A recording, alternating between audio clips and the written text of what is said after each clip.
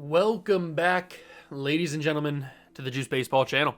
And welcome back to another episode of the San Diego Padres rebuild. Here on MLB The Show 24, we have entered the postseason of year number 4, and it's got to happen. I'm not going to sugarcoat it. I'm not going to do anything like that. We've had 3 seasons of Padre baseball. We've continued to progressively get better. 74 wins in year 1, 90 wins in year 2, 97 wins in year 3, and then we had 97 wins again in year number 4 this year. We've progressively gotten better and better, and yet we always fall short somehow. Back-to-back seasons, losing in the NLCS. And if you take a look at our contract goal, our main contract goal for the 3 years that we signed this contract is to win a World Series. I don't want to wait. I want it to happen this season. We have the pitching to do it. We have a fantastic pitcher in Shane McClanahan. We have a fantastic pitcher in Spencer Strider. We have a fantastic, okay pitcher in Cole Reagans. We have a fantastic pitcher in Brian Bello. We have a fantastic pitcher in Dean Kremer. We have a great bullpen. We have really solid hitting. This needs to be the season. There's just no other way around it. I know the Dodgers are better, in theory, but we beat them last year. I think it was in the DS we beat them. And now we have to play them again. If we beat the Brewers, we have to play them again in the DS. So there is precedent for us beating the Dodgers. I think we lost to the Braves last year, actually, in the NLCS. There is precedent for us beating the Dodgers in the playoffs. We've done that before. We've done it in the regular season before. I mean, look at this. We swept the Dodgers the final time we played them. So we've proven, we've put it on paper in physical, tangible proof that we can beat the Dodgers. So we just have to beat the Brewers, then beat the Dodgers, then beat whoever comes out of the other side of the bracket with the NLDS on the other side, with either the Marlins, the Diamondbacks, or the Cubs, whoever that is. We beat them in the NLCS, we go to the World Series, and we beat whoever comes out of the American League side, and we win the World Series. It's that simple. So let's go and actually do it. McClanahan will get the start. Who won the Cy Young this year? I forget. I know he talked about it. It was Spencer Strider. That's right, because he robbed McClanahan of the spot, even though I think McClanahan had a much better season, just because Strider had way more strikeouts. I feel like McClanahan had the overall better season, but whatever. It's not my decision. I'm not on the board, not voting for who wins the Cy Young. But we do have Strider taking the mound in Game 1 of the wild card against the Brew Crew. And if you're not familiar with how these playoff runs go, we quick manage each game, and we hope that we don't have to jump in, but we will if we have to. And we hopefully win a World Series at the end of it. So McClanahan will get the start here in game numero uno. And we start with nothing. That's good. We're going up against Tariq Skubal. We get 2 runs there. But the Brew Crew, they get 3. And they get 3 more. Okay, Shane. Okay. Shane McClanahan is starting to scare me a little bit. We go to the top of the 9th. We'll bring in Mason Miller. And it's already the bottom half, and we only get 1 run back. We lose game number 1 of the wild card. Well, that's not what I wanted to do, because now we have to win the next 2, or we're bumped in the first round. How did Shane McClanahan not win us that baseball game? Very frustrating. Very, very frustrating. Strider's going to get it. He's the Cy Young winner. And you know what? I'm going to go a little bit slower. Instead of simulating the half inning, we're going to take this pitch by pitch. And we're going to hope and pray to whatever deity we pray to that we can get this win. I mean, we have the Cy Young winner and the should-be Cy Young winner in 2 of these games, so we shouldn't have too much of a problem. And yet, our bats are not alive right now. Come on, boys. Come on. Spencer Strider can't go too much longer.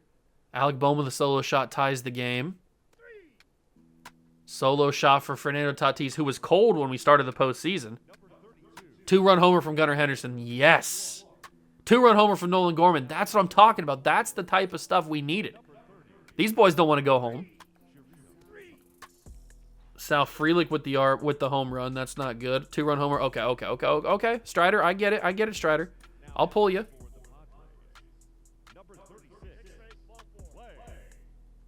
One run scored. Clay Holmes scaring me a little bit here. 2 runs scored. You've got to be kidding me, bro. You've absolutely got to be kidding me. How? How did we lose that game? I can't believe it.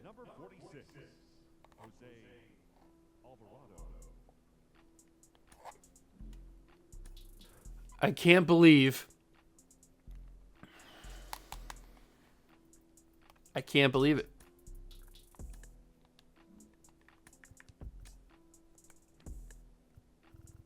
Clay Holmes had a 40 ERA. We allowed 6 runs in the 9th inning. How do we allow 6 runs in the 9th inning?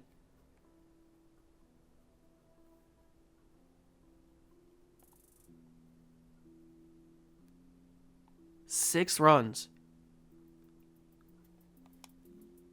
6 runs is what we allow in the 9th inning. And we now lose 2 games in the wild card and are bumped out. I went on this big speech. About how this had to be the year. And the 2 games that we play in the wild card with our 2 best pitchers. It's not like I went in there with a bunch of scrubs. Our 2 best pitchers, Shane McClanahan and Spencer Strider, and we lose both of them. Now, Spencer Strider didn't lose this game. It was Clay Holmes who lost this game. But still, how does that happen? The Brewers swept the Dodgers, so maybe the Brewers are just the best team of all time, apparently. It's 3-2 against the Diamondbacks. The Astros, who were the 6th seed, have made it to the World Series. They swept the Royals. The Brewers are in the World Series. What is happening? What is life right now? It's 2-0 Astros. It's 3-1 Astros. 3-2 Astros. And the Astros have beat the Brewers in the World Series. What just happened? I don't know what the problem was. I know the problem was Clay Holmes, obviously, because he allowed those 6 runs. But how? How did this go so poorly?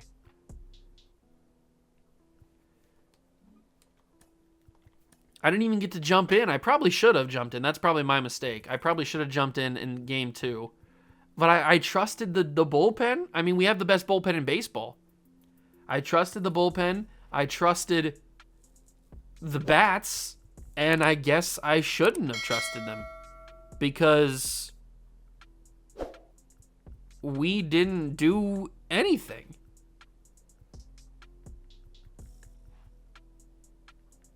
We scored 4 runs in 2 games. No, we didn't score 4 runs in 2 games. My bad. We scored 9 runs in 2 games. They scored 14 runs. How did we lose game 2? Clay Holmes allowing 6 runs in a half inning? Really? 6 runs in a half of inning of baseball.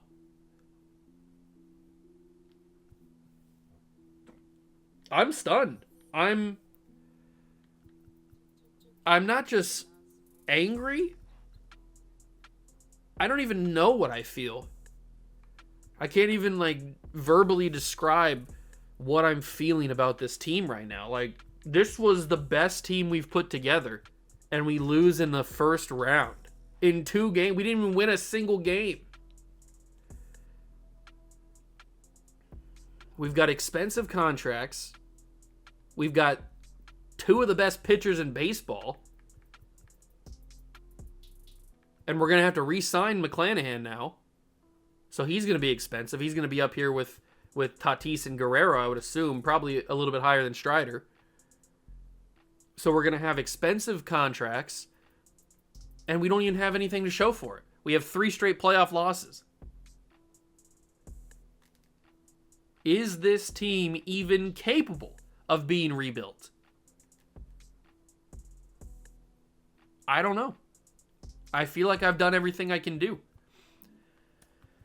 I mean, look at this lineup. This lineup is unbelievable. Yes, we're a little lefty heavy, but this lineup is unbelievable. And yet, we have nothing to show for it, except for a bunch of losses and a bunch of heartbreak.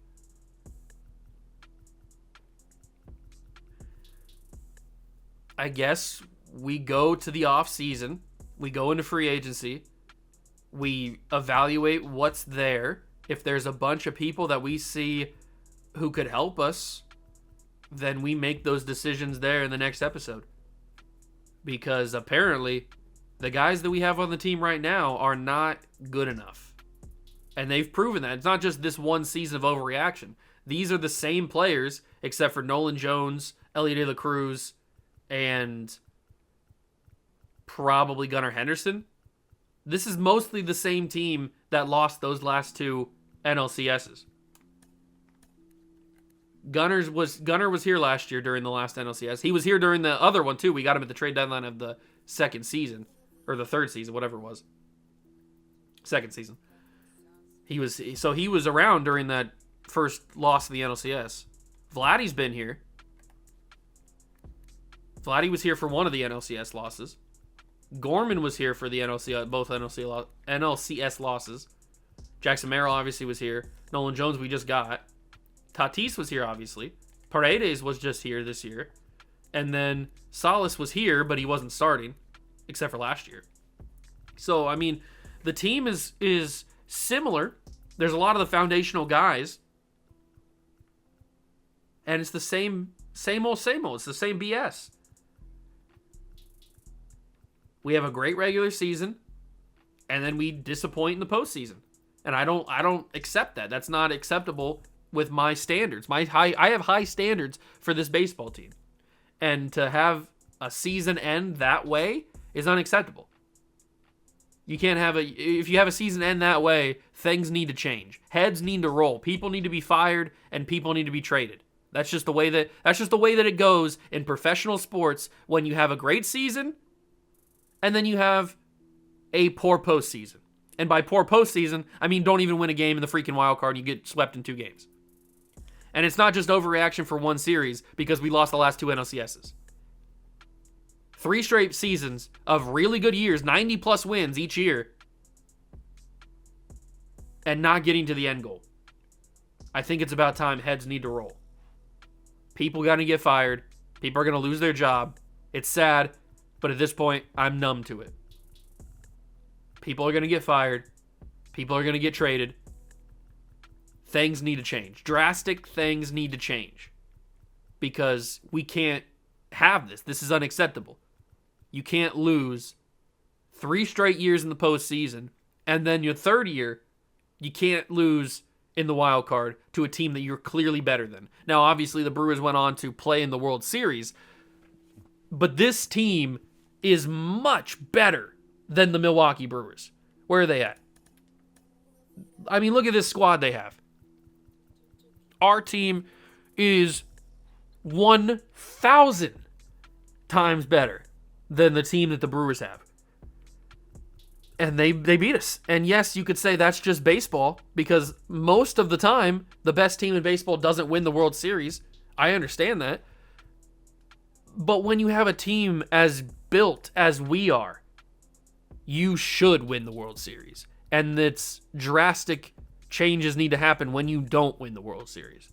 So that's kind of where my headspace is at right now. So if you want to see some crazy stuff happen in the next episode in the offseason, you do not want to miss it because I don't know what's going to happen, but there's going to be some stuff going down. So you do not want to miss the next episode because we are going to absolutely do some things. I don't know if it's trading the entire team. Probably not. I don't know if it's trading Nolan Gorman. I don't know if it's trading Nolan Jones. Maybe the Nolans aren't safe. I might even consider trading Fernando Tatis at this point. Anything's on the table. If I get the right offer, I would consider trading Fernando Tatis. I don't want to, but nobody's safe at this point. Nobody is safe from my wrath, except for probably Shane McClanahan. Even though he had a horrible game 1 of the wild card, he's still probably safe. And Clay Holmes. There's a special place for you, Clay Holmes. I have this little place called the Doghouse, where people who have wronged me in my MLB The Show series, where they go and they never get out. And that's exactly where you're going to go, Clay. So you might as well say your goodbyes to your loved ones. Say goodbye to your teammates, because the world will forget you.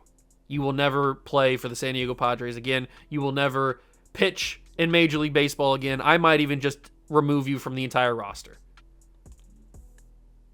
I don't think I can, actually. If I go to Clay Holmes, I can't do anything right now, but if I could, I would.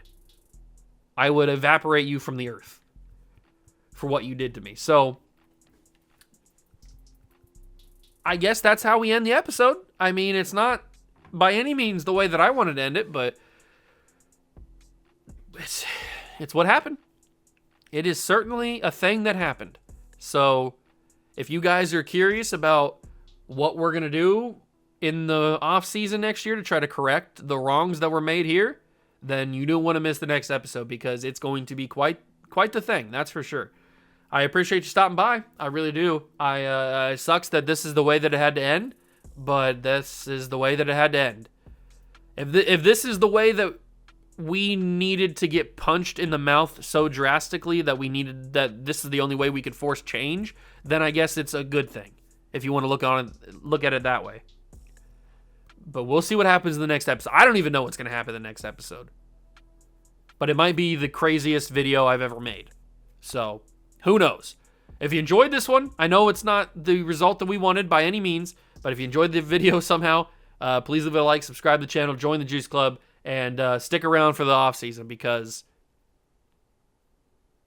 it's going to be something. So, thank you for stopping by. I appreciate it, and I'll catch you guys in the next one. Peace.